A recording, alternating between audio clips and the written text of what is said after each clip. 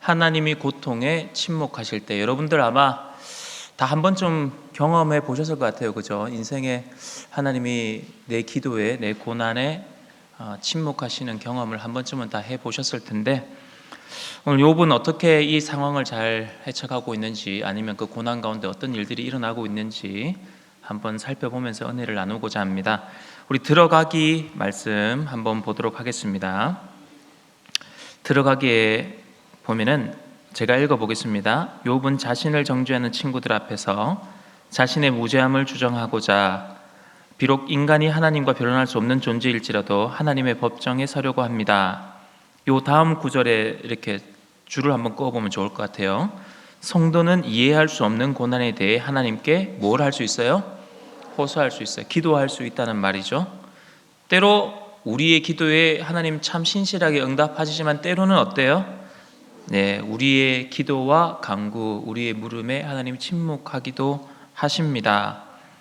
여기에 줄 그어놓으면 참 좋을 것 같고요. 자, 그러면 하나님이 부당하신 걸까요? 아닙니다. 하나님께 묻는 것이 성도의 권리라면 질문에 침묵하시는 것도 하나님의 권리입니다. 이 마지막 줄을 한번 또 줄 그어보면 좋을 것 같아요. 하나님이 침묵하시더라도 어떻게 해야 돼요? 그분의 선하심을 인정하는 것이 믿음입니다. 이게 오늘 우리가 살펴볼 욥기 말씀의 핵심이에요. 욥기 내용은 사실은 우리가 계속해서 그 대화가 주고받고 그리고 욥이 하나님께 기도하면서 항변하는 그런 구조를 계속 띄고 있는데, 오늘 우리가 살펴보는 이 10장의 말씀은 9장 10장 연결되어 있는 거거든요. 욥이 그 친구 빌닷하고 논쟁을 하고 난 다음에 너무 속상한 거예요. 그래가지고 하나님 앞에 원망하듯, 우리가 하나님 앞에 불평할 수 있잖아요. 그죠? 우리가 진짜 말 그대로 하나님이 주인이시고 완전 종된 우리라면 그런 말을 할 수도 없지만 우리를 자녀 삼아 주셨기 때문에 그냥 속에 있는 이야기들이 너무 힘들면 필터링 없이 그냥 기도로 올라가기도 하고, 더 힘들면 어떻게 돼요? 아무 말도 안 나와요. 한숨밖에 안 나오고 눈물밖에 안 나오고. 오늘 말씀처럼 성도는 이해할 수 없는 고난에 대해서 하나님께 호소할 수 있습니다. 하지만 그 부르짖음에 하나님 때로는 침묵하시는 거죠. 자, 욥의 경우를 보면 욥은 자녀를 잃고 재산 잃고 건강 잃었어요. 그러니까 목숨 빼고 다 잃었습니다. 욥의 아내가 욥한테 뭐라고 해요? 하나님 저주하고 죽어라. 그런 말을 할 정도로 너무 심한 고난 가운데 놓여져 있었다는 거죠. 자, 그런 중에 이제 새 친구가 찾아왔습니다. 새 친구가 찾아왔는데 이게 정도 것이어야 되는데 이게 다 잃었잖아요. 목숨 빼고 다 잃어놓으니까 친구들이 처음에는 할 말을 잃었어요. 근데 이제 시간이 지나가지고 이제 자기가 알고 있는 하나님에 대해서, 왜 네가 이런 고난을 당하게 되었는가에 대해서 나름대로 설명을 하기 시작합니다. 여러분들이 이제 새벽에 설교를 쭉 들어오셨으면은 아시겠지만은 욥의 친구들이 주로 하는 내용이 뭐냐면은 인과율, 인과응보의 논리를 가지고 욥에게 적용을 시키고 있어요. 근데 이게 콩 심은 데 콩 나고 팥 심은 데 팥 난다, 그런 거거든요. 그러니까 욥의 자녀들이 어떻게 됐어요? 죽었잖아요. 가정도 다 경제가 파탄이 나고 몸도 다 안 좋게 건강을 잃었고, 이런 모든 원인이 지금 누구한테 있다고 얘기를 하고 있는 거예요? 친구들이 와서 하는 얘기가 네가 과거에, 너와 네 자녀가 과거에 저지른 죄 때문에 그런 거 아니냐, 회개해라. 야, 맞는 말이라도 이렇게 하면 얼마나 마음 아파요. 네. 근데 이제 욥이 뭐라고 합니까? 나는 그래도 좀 순전하다는 거, 나 그래도 좀 의롭게 살아왔다, 이 얘기를 친구한테 변론하는 거예요. 내가 하나님 앞에 완벽한 의인이다, 순전한 의인이다, 여기까지 내가 말은 못하겠지만 그래도 내가 악에서 떠나서 정결하게 살려고 노력했고, 어려운 사람 있으면 도우려고 노력했고, 하나님 앞에 깨끗하게 살려고 노력했다, 이 얘기를 막 해요. 그러면서 인과응보 논리에 대해서 부당하다는 거, 이거를 인과응보의 논리를 무조건 맞출 수 없다는 얘기를 뭐라고 하냐면은, 의인이 고난 당하는 경우가 있지 않느냐, 악인이 너무 잘 되는 거 형통한 경우도 있지 않느냐, 그리고 이게 어떻게 인과응보의 논리로 다 설명이 가능하느냐, 그리고 때로는 악인과 의인 구별 없이 멸망당하는 것을 문제를 삼았어요. 우리 천재지변이 일어나거나 전쟁이 발발할 때 어떻습니까? 폭탄 터진다고 해서 의인들만 살아남고 악인들만 거기서 싹 죽는 거 아니잖아요. 다 죽는 거예요. 다 고난 당하는 거예요. 이게 인과응보하고 무슨 상관이 있느냐, 욥은 그 얘기를 하는 거죠. 그러면서 욥이 진짜 답답해하는 게 뭐냐면은 하나님께서 나에게 왜 고난을 주셨는지 내가 도대체 이해가 가지 않는다. 이게 지금 제일 힘든 거예요. 그래서 하나님 앞에 원망 섞인 기도를 올려드리는 게, 친구한테도 상처받았잖아요. 지금 친구한테도 상처를 받았고 도대체 이해되지 않는 고난 가운데 있으니까 답답하니까 지금 하나님 앞에 어떤 기도가 올라가는 거예요? 원망 섞인, 한탄하는, 그리고 때로는 하나님 원망하는 기도가 올라가는 거예요. 자, 좀 더 깊이 생각해 봅시다. 여러분, 욥이 처음에는 갑자기 닥쳐오는 고난 때문에 어리둥절하죠. 우리도 그래요. 갑자기, 저도 이번에 보니까 이제 욥 고난을 생각하면서 욥만큼 뭐 그런 건 아니지만 생각을 해봤어요. 올해 초에 아내 발목이 완전 접질려가지고 크게 다쳤어요. 그런데 얼마 뒤에 저희 아들이 또 발을 좀 크게 다쳐갖고 입원을 했었어요. 딸이 또 발가락이 부러져가지고 깁스를 했어요. 제가 아킬레스건을 좀 다쳐가지고 쩔뚝거려요. 뭐야 이게? 이런 생각을 그냥 근데 가볍게 다 넘어가는 거니까 감사하다 하고 넘어갔거든요. 근데 여러분 생각해 보세요. 뭐 하나님의 뜻이 있겠지. 우리가 이 정도 하면 감사한 거야. 이렇게 하면 괜찮아요. 이렇게 하면 괜찮다고요. 그런데 욥도 처음에는 가정이 문제가 생기고 자녀가 문제가 생기고 했는데 처음에는 어리둥절한 거예요. 근데 욥이 문제 삼는 거는 고난의 문제잖아요. 욥은 특정 사람을 지칭하는 것이기도 하지만 사실은 우리를 대변하는 인물이기도 해요. 자, 인생이라는 게 참 행복한 줄 알았는데, 그죠? 어느 날 자식들 죽고 나보다 먼저 죽고 재산 사라지고 큰 질병에 걸린단 말이에요. 그래도 욥이 처음에는 견뎌냈어요. 왜 견뎌냈느냐? 이 시련에는, 이 고난에는 무슨 의미가 있을 거야. 무슨 하나님 뜻이 있을 거야. 그죠? 근데 시간이 지나도 어떻게 돼요? 그 의미가, 그 뜻이 발견이 안 돼요. 그러니까 욥이 못 견디는 거예요. 심지어 위로자라고 찾아온 친구들이 뭐라고요? 자기를 정죄하잖아요. 더 견디기 힘든 거예요. 그래서 하나님 앞에 항변하는 기도를 올려드리는 거죠. 욥이 뭐라고 기도합니까? 하나님, 제가 겪고 있는 이 고난의 의미를 알려주세요. 하나님 뜻이 도대체 뭔가요? 이 친구들이 나한테 죄 때문에 내 죄로 인해서 이렇게 안 좋은 일들이 벌어졌다고 인과율을 가지고 저한테 얘기를 하는데, 그럼 제 죄가 뭔가요? 저는 납득이 안 됩니다. 하나님, 저 선하게 살았어요. 하나님 앞에 진실하려고 노력했고 어려운 사람들이 있으면 도와주려고 제가 외면한 적이 없습니다. 내 이웃들이 증인입니다. 그런데 그런 내가 이런 불행을 겪는 게 하나님의 정의에 합당합니까? 그죠? 하나님 어려운 분 아니세요? 하나님 선한 분 아니세요? 이런 질문을 계속, 이제는 사람이 힘들어지면 어떻게 되는 줄 아세요? 날카로워져요. 질문이라는 게 하나님 앞에 그렇게 하고 있는 거예요. 근데 여러분, 이제 나중에 욥기서는 어떤 면에서 답은 딱 정해져 있거든요. 이 욥의 이런 말 가운데 하나님은 깊이 침묵하고 계시다가 폭풍 가운데 나타나셔서 말씀하시죠. 근데 욥한테 오히려 질문을 해요. 내가 땅에 기초 놓을 때 너 뭐 하고 있었니? 너 동이 트게 해봤어? 풀이 돋아나게 하는 사람이 누구야? 하는 이가 누구냐? 네가 이 모든 거 했어?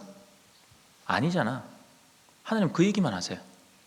그러니까 우주론적 질문과 생태론적 질문을 욥에게 던져요. 그러니까 욥이 대답할 수 없는 질문이에요. 그 질문을 계속 받으니까 욥이 어떻게 돼요?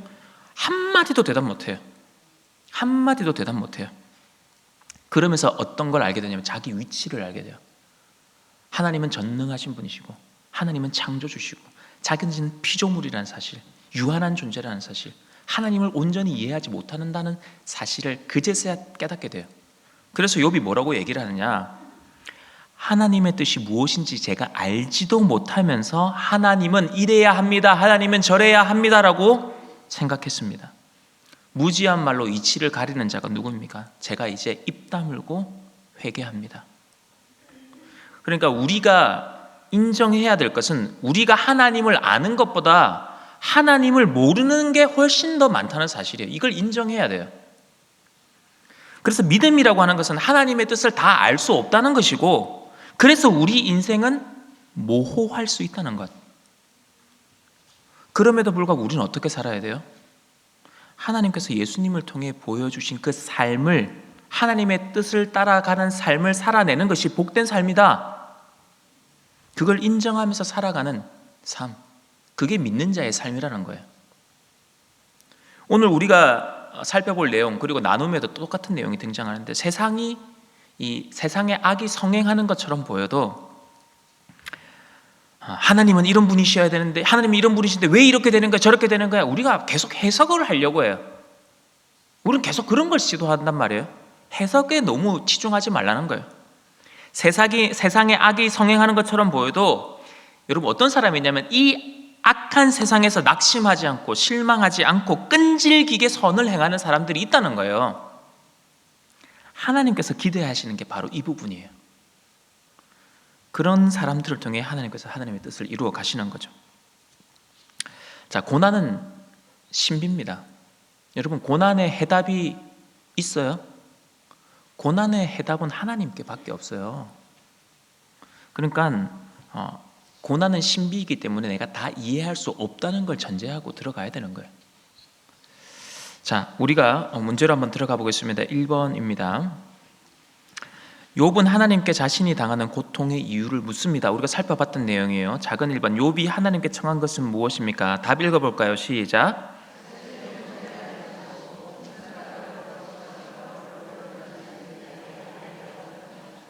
그렇죠. 욥은 이 고통, 고난 이런 것들이 온다고 해서 하나님을 부인하게 만들지는 못했어요. 믿음이 있는 사람이죠. 하지만 욥은 왜 내가 이런 고난을 받아야 되는지 하나님 제발 좀 알려주세요. 그 작은 2번, 욥이 하나님께 한 질문은 무엇입니까? 읽어봅니다. 시작.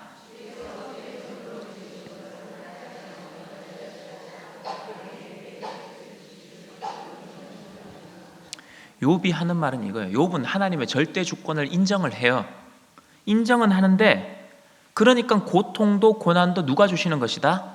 하나님이 주시는 것이다. 근데 이제 인과응보의 논리, 하나님의 성품에 비춰보니까는 이게 납득이 안 되는 거죠.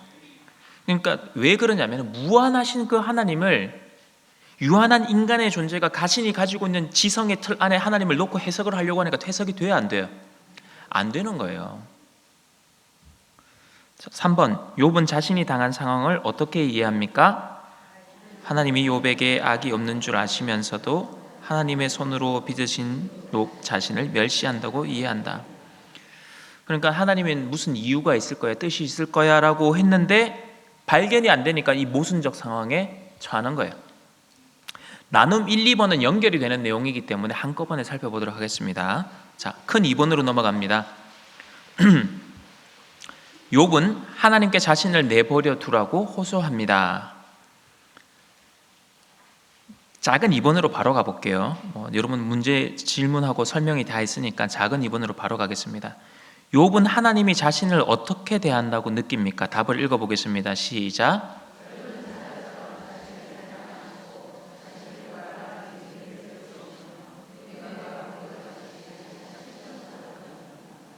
자, 여기에 무자비한 군대는 자신을 정죄하는 말로 공격하고 있는 친구들이에요.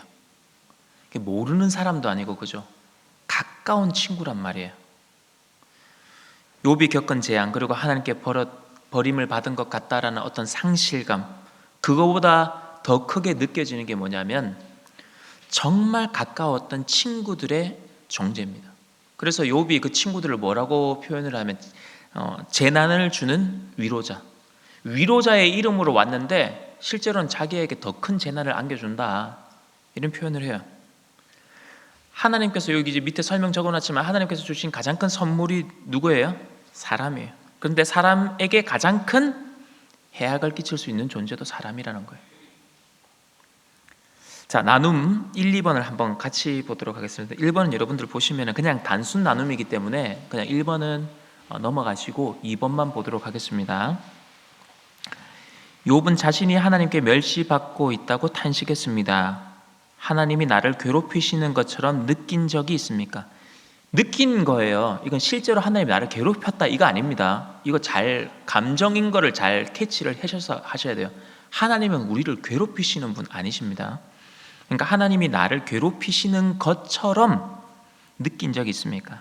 혹은 그런 감정으로 괴로워하는 지체를 만나본 적이 있습니까? 이런 괴로움을 겪을 때 가장 필요한 것이 무엇인지 이야기해 봅시다. 요거를 이제 여러분들이 순원들하고 잘 나누셔야 될 텐데 제가 한 가지 이야기를 해드리겠습니다. 예전에 신방을 이제 초년생 때, 목사 초년생 때 신방을 가면은 무슨 말을 해야 될지, 그죠? 그리고 이 말을 해야 될 것 같은데 이 말을 언제 어떤 타이밍에 말을 해야 할지 이 분간이 잘 안 닿는 때가 있었어요. 그 신방 중에 이런저런 대화를 나누잖아요. 근데 지금 이 말을 해야 되는 게 맞는 것 같아요. 그런데 지금은 이 말씀이 딱 맞는 것 같아서 그분한테 이 말씀을 딱 적용을 해서 권면도 하고 직면도 시켜요. 그런데 그분이 말씀을 제가 생각하는 것처럼 싹 흡수해 주면 좋은데 안 그럴 때가 있잖아요. 그죠? 그럼 오히려 그 말하는 시기나 타이밍이 적절하지 않아가지고 그 성도님이 상처받는 경우를 제가 본 적이 있습니다. 반면에 지금 이 상황을 내가 다 알고 있어요. 이분이 지금 어떤 상황에 있고 어떤 말이 필요한지도 다 알고 있어요. 그런데 때로는 그 맞는 말을 해주는 것보다 조용히 곁에 앉아있어 주는 것, 그냥 곁에서 조용히 함께 기도해 주는 것, 때로는 함께 울어주는 것, 그게 더 큰 위로가 되고 더 큰 힘이 된다는 것을 경험하게 되죠. 욥의 친구들이 어땠습니까? 위로자라는 이름으로 찾아는 왔어요. 욥을 괴롭히기 위해 찾아온 게 아니란 말이에요. 그런데 위로자로 찾아왔는데 욥의 친구들의 말을 잘 들어보면은 사실 그렇게 틀린 말은 아니에요. 근데 문제가 뭐냐? 여기는 중요한 진리를 담고는 있는데 문제는 지금 욥한테 이 적절하다고 생각되는 말이 실제로는 적절하지 않는 거예요. 다른 사람한테 해줬으면 참 훌륭한 조언이 되었을 법한 이야기들인데 욥이 처해 있는 상황에 적절하지 않았다는 것이고, 또 자기들이 알고 있고 믿고 있는 진리를 특수한 상황에 놓여 있는 욥에게 막 억지로 적용을 하려다 보니까 문제가 생기는 거예요. 그러니까 욥에게 도움이 돼야 안 돼요? 도움은 전혀 안 돼요. 오히려 상처를 받게 말고 고통을 더 가중시키는 결과를 만들어 오는 거죠. 자, 주의해야 될 게 뭐냐? 우리도 그럴 수 있다는 거예요. 가끔 제가 저도 옛날에 그랬던 것 같으니까는 뭐라고 하기는 어려운데 그런 거 있죠. 저분이 상처받을 거 뻔히 알아요. 그런데 막 팍 해. 나는 뒤끝 없어. 그러면서 상처 주는 말 팍 해요. 맞는 말이라고. 그건 잘못된 말이에요. 잘못된 말이에요. 누가 고난을 당하면 우리는 이게 문제고 저게 문제라고 너무 쉽게 이야기한단 말이에요.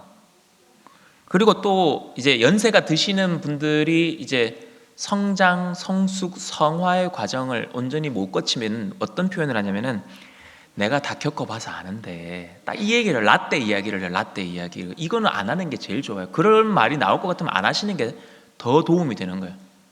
그러면서 뭐예요? 아이고 그거 갖고 힘들어하냐고. 내가 옛날에 겪은 거에 비하면 그건 뭐 일도 아니라고. 여러분 이렇게 하면 소그룹 나눔을 앞으로 하지 말자는 얘기예요. 그죠? 내가 옛날 얘기가 막 라떼 얘기가 나올 것 같으면 안 하는 게 좋은 거예요. 그죠? 그렇게 보면 우리가 진리를 아는 것 이상으로 적재적소의 이 하나님의 진리의 말씀을 잘 적용하는 것도 지혜인 거예요.